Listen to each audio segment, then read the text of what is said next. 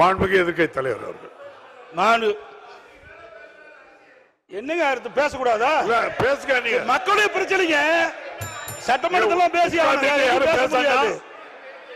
தயவுசெய்து அமைதியா இருங்க, உட்கார்ந்துட்டு பேசணும். நீங்க மாண்புமிகு பேரவைத் தலைவர்களே, நான் அவையுடைய கவனத்திற்கு கொண்டு வருவது, இதையெல்லாம் முன்கூட்டியே நடவடிக்கை மேற்கொண்டிருந்தால் இவ்வளவு பிரச்சனை வந்திருக்காது, மக்கள் போராடி இருக்க மாட்டாங்க. அதைத்தான் அரசுடைய கவனத்துக்கு கொண்டு வர்றாங்க. அது மட்டும் இல்ல, மாண்புமிகு அவை முன்னவர் மாண்புமிகு எதிர்க்கட்சி தலைவருக்கு உறக்கமா பேசுறாரு, நானும் பேசிடுவேன்.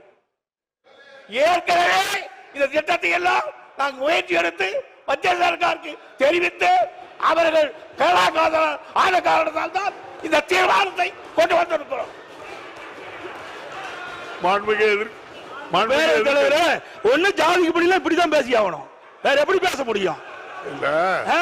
என்ன பேச முடியும்? உங்களுக்கு சரக்கு இருந்தால பேச முடியும். நீங்க முதலமைச்சர் ஒன்றுக்கும் வார்த்தை எல்லாம் பயன்படுத்தாண்டா. அது நீங்க முன்னால இப்படி பேசுற என்ன அர்த்தம்?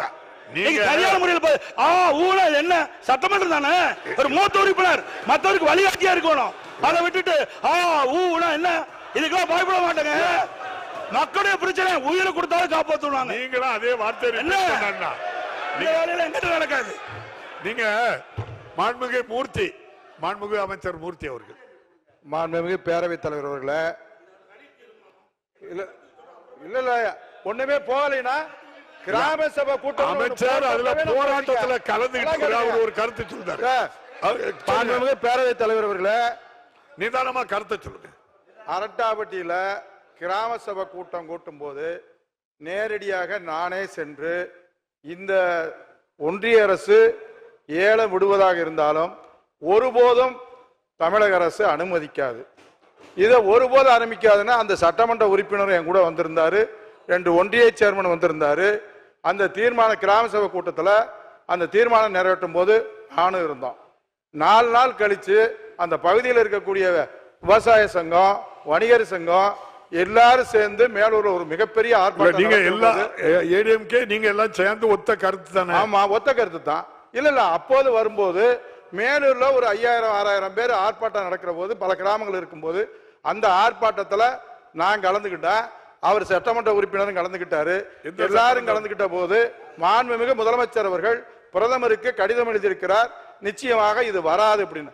வராதுகின்ற போது அந்த ஒட்டுமொத்த மக்களும் நீங்கள் சட்டமன்ற அப்போது சட்டமன்ற உறுப்பினர் நீங்க சட்டமன்றத்தில் நம்ம பெரிய பிள்ளை அவர்கள் எங்களுடைய எதிர்கட்சி தலைவர் சட்டமன்றத்தில் தீர்மானம் கொண்டு வருவார்னு சொன்னார்.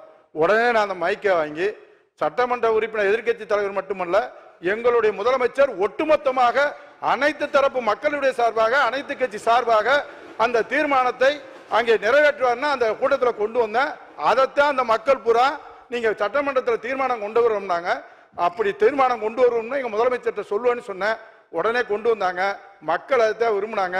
மக்கள் ஒருபோதும் அங்க நாங்க ஒருபடி மண்ணை கூட அள்ள மாட்டோம்னு சொல்லி அங்க சொல்லிட்டு வந்தோம். அதே இதைத்தான் நாடாளுமன்றத்தில் மதுரையினுடைய நாடாளுமன்ற உறுப்பினர் தனி தீர்மானம் கொண்டு வந்து அங்க தனியா ஒரு கோரிக்கை கொண்டு வந்து அதையும் நாடாளுமன்றத்தில் பேசியிருக்காருன்றது வந்திருக்கு. எனவே அங்க மக்கள் எந்த பிரச்சனையும் இல்லைங்க, முதல்ல இருந்துச்சு. நாங்க தமிழ்நாடு சர்க்கார் உங்களுக்கு பாதுகாப்பா இருப்போம் உத்தரவாதத்தை தந்ததற்கு பின்னால் எங்கேயும் போராட்டம் இல்லை. அதை காப்பாற்றக்கூடிய அரசாக நம்முடைய முதலமைச்சர் இருக்கிறார். உங்களுக்கு என்றைக்கும் பாதுகாப்பு, கோயில்களையும் சரி விவசாயிகளையும் சரி அங்க இருக்கக்கூடிய மக்களையும் பாதுகாக்கக்கூடிய முதலமைச்சர் இருக்கிறார் என்ற உத்தரவாதத்தை தந்து வந்திருக்கிறோம். கருத்து நிறுத்தி இருக்கிறோம். எல்லாமே இப்ப நீங்க சொல்ல வேண்டிய கருத்துக்கள் எல்லாம் பதிவு பண்ணிட்டீங்க. மாண்பு பேரவைத் தலைவர்களை இது ஆரம்ப காலகட்டத்திலேயே நடவடிக்கை எடுத்துல தடுத்து நிறுத்திருக்கிறதா சொல்றேன். என்ன கத்துறீங்க? பேரவைத் தலைவர்களே, மறுபடியும் எதிர்க்கட்சி ஆரம்ப காலகட்டத்திலிருந்து ஆரம்பத்துக்கு போயிட்டார். இப்போ நான் திரும்ப திரும்ப ஒரு ஒன்றை தெளிவாக சொல்கிறேன். நான் முதலமைச்சராக இருக்கிற வரையில் நிச்சயமாக ஒன்றிய அரசு இந்த திட்டத்தை கொண்டு வர முடியாது. அது வந்தால் அதை தடுத்தே தீர்வோம். அதான் திரும்ப திரும்ப சொல்றேன். நான் தமிழ்நாட்டினுடைய முதலமைச்சராக இருக்கிற வரையிலே இது நிச்சயமாக நாங்கள் அனுமதிக்க மாட்டோம். நன்றி. மாண்புமிகு எதிர்க்கட்சி தலைவர்.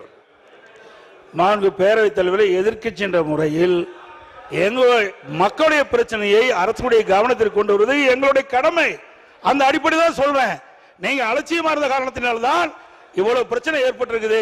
நீங்க முன்கூட்டியே சரியான முறையில் நடவடிக்கை எடுக்கப்பட்டிருந்தா இத அப்பொழுது இவ்வளவு பிரச்சனை வந்திருக்காதுன்னு சொல்றேன். ஒண்ணு என்ன, எந்த இடத்துல கூட ஆளுங்கட்சி அதுக்கு சாதகமான ஒரு வார்த்தையை எழுதல, பேசல, அலட்சியமும் இல்ல, பார்லிமெண்ட்லயும் பேசிருக்காங்க. நீங்க என்ன நிறைய பேரவைத் தலைவரை நீங்க பதில் சொல்லிட்டீங்க.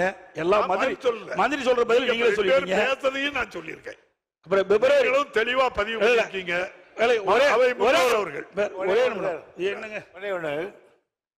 மாண்புமிகு முதலமைச்சர் இந்த மாபெரும் சபையில் 3 தரம் நான் முதலமைச்சராக இருக்கிற வரையில் மத்திய சர்க்காரே அதை கொண்டு வருகிறது என்று சொன்னாலும் சரி, அதை நான் இங்கு நடத்தப்பட மாட்டேன் என்று பிரகடனப்படுத்தி இருக்கிறார்.